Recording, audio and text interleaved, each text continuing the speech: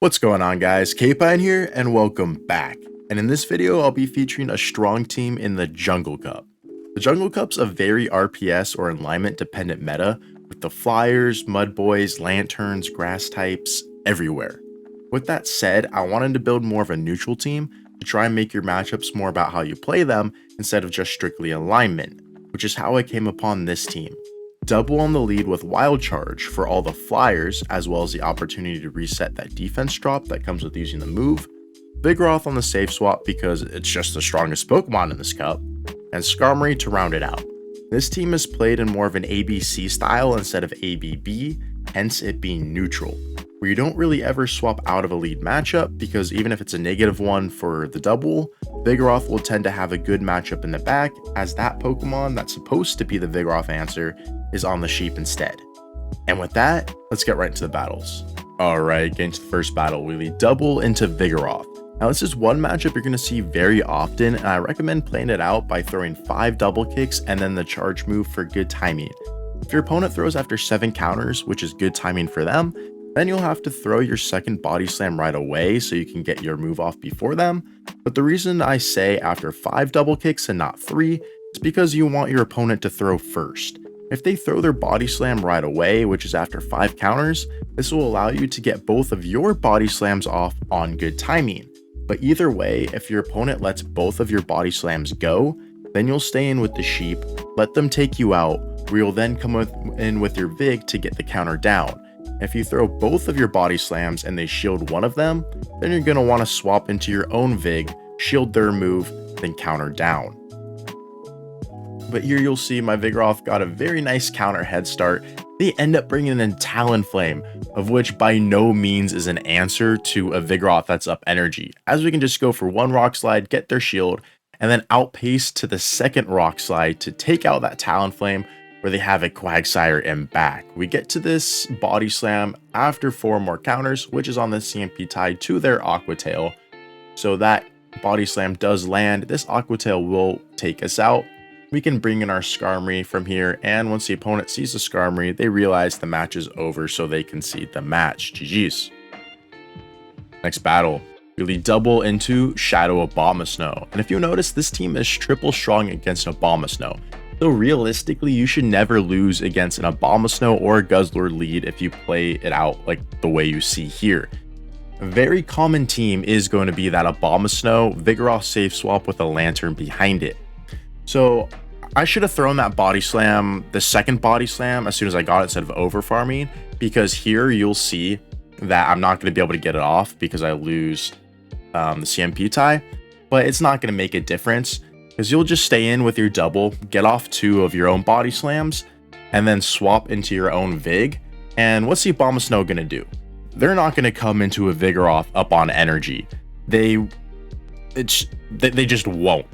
So by nature of that, they have to bring in their lantern against your Vigoroth.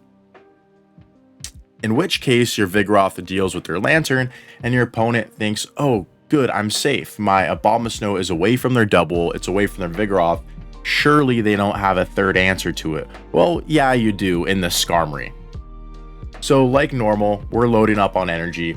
We want to preserve a little bit of health on our Vigoroth, just because we want to, this is the matchup we want to use our shields on. A Skarmory doesn't really need matchups going up, shields going up against the Abomasnow. Either way, I'm going to load up on energy. I will outpace to this body slam, which will force a shield from my opponent. Now we can easily swap into our Skarmory, and at this point, my opponent has no win conditions left, as they can land 1 Weather Ball against my Skarmory. They can land 2 Weather Balls against my Skarmory, but it won't be enough to take it out, as we get the Steel Wing down, and we get to flip the script on the lantern a little bit, going for the Brave Bird, and my opponent concedes the match. GG's. Next battle, Dubwool into another Abomasnow. So if they swap out into that Vigoroth, we're going to play it exactly the same way as I explained to you in my last matchup, but my opponent's actually staying in. So we're going to go for that body slam right away, because this is the regular Abomasnow. We don't want to risk them getting an Icy Wind debuff off onto our Dubwool before we're able to get off our body slam. But they're only going for the Weather Ball, So we're going to overfarm, go for good timing. We know we could survive another Weather Ball. So we throw that Body Slam before they get to the potential Energy Ball. And they actually commit a Shield. And like I said, behind most Abomasnow, basically all Abomasnow Leads, are a Lantern. So if your opponent stays in with your Abomasnow like they do here, just force switch advantage on your against your opponent. So you can put your Vigoroth on that Lantern. So you'll see here, I force switch advantage against my opponent. They bring in a Decidueye. I can put my Skarmory on the Decidueye. They're going to swap into that Lantern, which now my Vigoroth is on and not my Skarmory. And this matchup is over. There's no way I can really lose this matchup at this point. All I need to do is just commit a shield to my Vigoroth. This is only a Surf, so I don't need to respect it. Even if it's a Thunderbolt, you don't necessarily need to respect it because you're not in any damage range risk of being farmed down after it. At least pacing wise to your own charge move / damage. Here, I decide to let it go just because I know that my Skarmory will be able to close the match. But if they did end up shielding their Lantern, then I would have shielded my Vigoroth in return. So when the opponent sees at that point they have no longer any win conditions, they concede. GG's. Next battle, Skarmory Lead. I'm gonna stay in this matchup, and you can choose to bait the Body Slam or go for the Wild Charge. It's really up to you. I'm gonna full send the Wild Charge, and if your opponent lets it go, then you can swap into your Vigoroth and shield their move, as it most likely will be the Brave Bird. But if they shield the Wild Charge, I don't recommend playing it out the way I did here. You'll see I safe swapped into my own Vigoroth anyways. That's going to be very detrimental because I get Sky Attack baited, allowing them to Brave Bird now, forcing me to give up both of my shields in this matchup. So if you do full send the Wild Charge, just stay in with your double. You're not in any threat of being farmed down by those Steel Wings, and you will be able to outpace to reach 3 Wild Charges before they reach 3 Sky Attacks.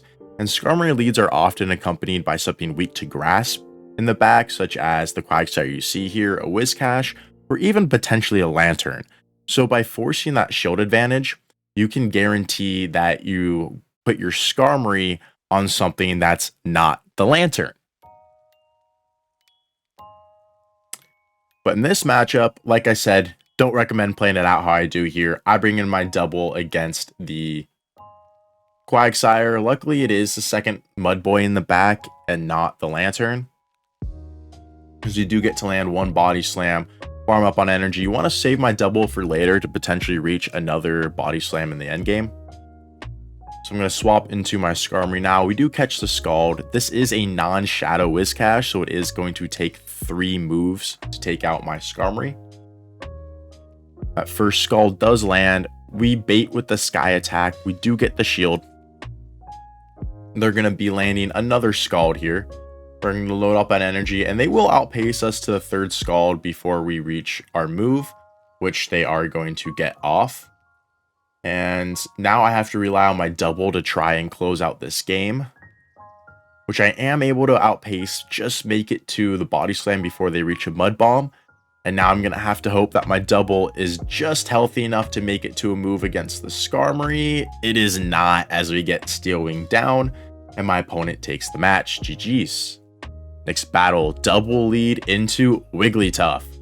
Very uncommon Pokemon you're going to see in this cup just because of how many Skarmories are around, but nonetheless, you're going to want to safe swap into that Vigoroth to potentially bait out a Lantern. I don't know why, I can't tell you, but Lanterns love counter swapping into Vigoroth for some reason.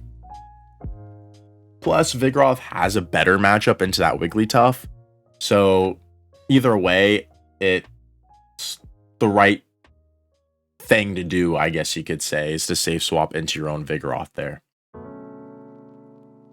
But we are just able to get the counter down, flip switch, and this is why Vigoroth is the best Pokemon in the cup. Just gave up 1 shield and flipped switch against Skarmory. So now I can put my own Skarm against their Wigglytuff, which is going to absolutely wall its entire energy. And in the back, they have a Whiscash. So I'm going to stay in and go for the Sky Attack. I don't want to bring my double in behind energy so it could get debuffed. So I'm going to let them go for a Scald against my Skarmory. Unfortunately, they do get the debuff, get a move off myself for some chip, which they end up shielding. Now I can bring in my own Dubwool, go for this Body Slam right away, which is good timing, land it before they're able to debuff or get that final shield, which it does. And now from here, I'm going to give up a shield on my Dubwool, right? I don't need any shields for my Skarm against that Wigglytuff, but I need to guarantee my Skarm is healthy enough to deal with that Wigglytuff. And in doing that, I need to make sure my Dubwool deals with this Whiscash. So I'm going to shield their first move, which is most likely the Scald, and gives them a least likely chance of baiting me later on with a Mud Bomb. So I'm going to load up on energy. They switch out into their Wigglytuff to try and catch a Body Slam. Seems like they were off in their counts by a single double kick, but realistically, it doesn't really matter because at those health ranges, Skarmory was going to be able to close the match, and my opponent concedes. GG's. Next battle, double into Whimsicott. Bad lead for us. We're going to save swap into that Vigoroth, and we're going to throw this Body Slam right away. We want to take advantage of Whimsicott's slower pacing than Vig's by getting this Body Slam right away and counteracting that one turn it takes to swap into to swap a Pokemon, I should say.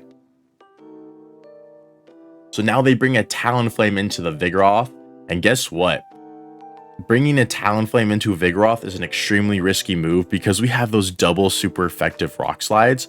So I'm successfully able to bait with the Body Slam, call their Flame Charge instead of the Fly, and make it to a Rock Slide to get their final shield. And because we got their final shield, this matchup is looking pretty good for us. As long as they don't have a Lantern, this match should be a win. They can have anything in the back, and this match should be a win as long as it's not the Lantern. We're up 2 shields. Played that matchup probably about as good as we could, and we're still unfortunately not going to be able to take this one, as we do land the Sky Attack, so we don't want to debuff ourselves just quite yet because we don't want the Sparks Fast move becoming a problem. So we're going to load up on our energy, shield their second move, just try and take advantage of all of this energy gain before we're able to debuff ourselves. But alas, it is not to be, as they reach a third Surf in time. Honestly, no use for me going for the Brave Bird there anyways, just because we had no chance. So I concede. GG's to my opponent. Next battle, another Vigoroth Lead. So we're going to play this out the same way like I said last time. After 5 double kicks, letting them throw first. Now I have a very high stat product Dubwool, so 2 Body Slams are not going to be enough to take out the Vigoroth. It will just barely survive both of my Body Slams. If you have an attack weighted Dubwool, then a Vigoroth will not be able to survive both of your Body Slams. But either way, it's probably not going to matter in that matchup, and Dubwool is just significantly better with a higher stat product just because of how fast it is to moves. So as I mentioned against the other Vigoroth Lead, if they shield a Body Slam, you're going to swap into your own Vigoroth, shield their Body Slam, and then counter down to get an energy lead. Where my opponent actually lets their Vigoroth get countered down, giving me massive energy head start, which is great. And now they bring in a Trevenant. And I know I could survive that Seed Bomb, so I let it go. And they can't counter me down, so now they have to swap into their third Pokemon, which is a Skarmory, where I'm able to make it to a Rock Slide for some nice chip damage, and then mirror with my own Skarm. Scar mirrors, you never want to throw first. Sky attacks do no damage, so you have to go for the Brave Birds. But if you Brave Bird, you debuff yourself, allowing the other person to go for a Sky attack. So my opponent fortunately makes it easy for me. Throw right away, and they kind of had to throw right away just because of how much energy they were up. And if they wanted me to throw first, they would have had to significantly go over 100 energy. So I just let them Brave Bird first, go for the Sky attack, over farm. They make a nice catch onto their Trevenant, but either way, I had to throw a Sky attack at this Trevenant to take it out. So I can just stay in, let them go for a move to take out my Skarm. And that Sky attack's actually not even enough to take out my Skarm as we simul KO. So Dubwool ends up not being needed there. But GG's to my opponent. Next battle, Trevenant Lead. Now this is one matchup that kind of made me wish that I had Payback. Trevenant, Decidueye, Palisand, Pokemon like that made me wish I had Payback. But honestly, I like just how hard Wild Charge hits. Plus, you're not really seeing any Mantines in this matchup, but having that one-shot potential with the Wild Charge for the Mantines is pretty nice. So that's why I kind of prefer Wild Charge over Payback. But if you want to go Payback, I can see it has its merits as well. But we will go for that Wild Charge against the Trevenant, then swap into our own Vigoroth to reset that defense drop. They make a nice catch of the Rock Slide onto their own Vigoroth, so making my energy a little less efficient there. But I can let this go. I know I'll survive this Body Slam and make it to another move. Or I actually don't, but either way, we're able to handle their Vigoroth. Now I can bring in my Skarm, get the Steel Wing down as they're not able to reach a Rock Slide, and we're in a pretty good spot in this matchup currently. See what the third Pokemon my opponent has is, and it ends up being that Guzzlord. So yeah, we're in a very good position in this matchup. I decided to full send the Brave Bird just because if they call a Sky Attack bait, the matchup gets a little close in the ones, especially if they get a Crunch debuff for some strange reason. So we're going to go for the Brave Bird, swap into our Dubwool, end up getting to the Wild Charge against the Trevenant to take it out. Load up on energy. I go for the Wild Charge here because, I'm thinking, Wild Charge is a very hard hitting move. Even though it's resisted, it just has a massive damage output. But that's a mistake. Body Slam, stab. Wild Charge is non-stab. Body Slam does do just a little bit more damage than the Wild Charge in this situation. Not really enough to make a difference, but definitely if you're only going to make it to one move, go for the Body Slam in that situation. But we do reach the Sky Attack to take out the Guzzlord before they reach another move as we take that one. GG's to my opponent.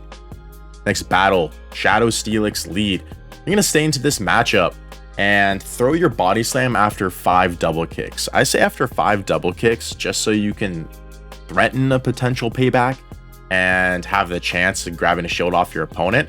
And that's exactly what happens here. I get a shield from my opponent. Honestly, don't expect getting a shield from your opponent. I think this is the only matchup I have gotten a shield from my opponent based off of that. But Vigoroth counter swap right there. We go for the Wild Charge. You throw that one double kick and then a Wild Charge, and then you counter swap into your own Vigoroth.